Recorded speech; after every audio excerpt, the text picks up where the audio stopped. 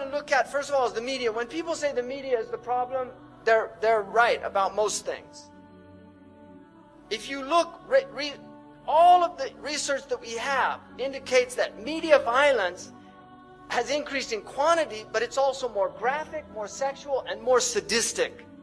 This is the khutawat shaitan. If you watch films from the 1940s, the 1930s, the 1950s, you can see it's slow.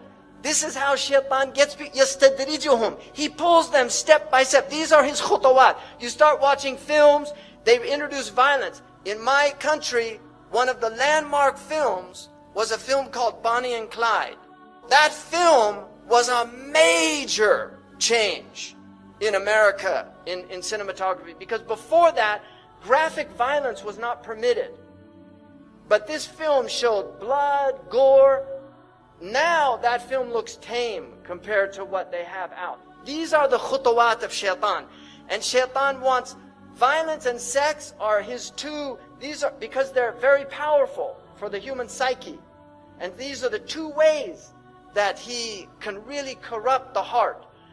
By the time the average child in the United States is 18 years old, they will have seen 200,000 acts of violence and 16,000 murders. What do you think this is doing to the psyche? Why do you think America is such a violent country? But our children have been programmed to be violent. Media violence is especially damaging to young children under 8 because they cannot easily tell the difference between real life and fantasy. The American Pediatric Association warns that children should not see any television now. This is a protocol from a few years back.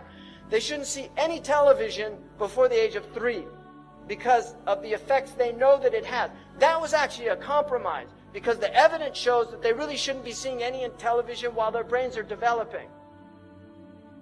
You have so much children's violence. This is a cartoon for children. You know, this is traumatic for kids. Trust me. I have a person I know who was a child psychiatrist, and he told me he had so many children that had Disney film trauma. Every single Disney film has a dead mother or a mother who dies in the film. Why do they do that? It's traumatic. They know what they're doing. Disney is an evil empire. And this is not a joke. Disney is an evil empire. And why does Disney spread this global message out to turn little girls into princesses? You don't want a lot of princesses in a country. You want women that will serve, that will work, that will do things. They don't expect everybody to do it for them. The Disney princess is served. And all the children are little warriors. So they have this violent attitude. People have become used to the violence and the sex. And so films that would have gotten an X rating in the 1960s are now rated R. And now PG-13 is what used to have an R rating. Cartoons are very serious. This cartoon was done, it's for adults. The man that does this cartoon, literally, he's an atheist, doesn't believe in anything, makes fun of everything, cynicism, everything's a joke. Kids watch this show. It's a very sophisticated show.